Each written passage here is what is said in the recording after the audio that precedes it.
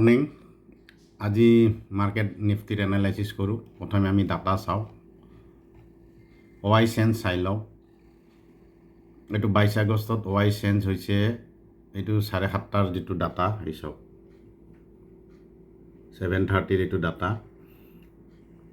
যিটো কল OI চাওক 4.69 crore হৈছে, প্ৰায় 25,100ৰ ওচৰত।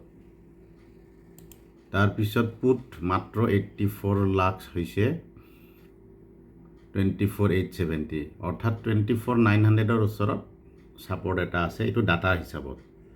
আৰু 25,100ৰ ওচৰত ডাঙৰ ৰেজিষ্টেঞ্চ আছে। এইটো হৈছে 22 তাৰিখৰ ডাটা।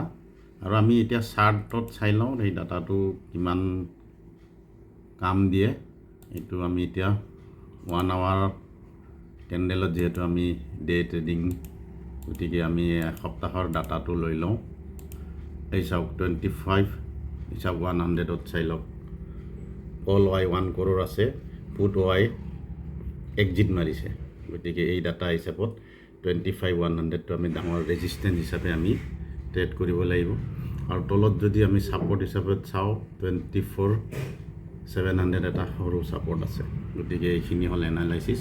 এই এনালাইচিছ মতে ট্ৰেড কৰিলে হ'ল।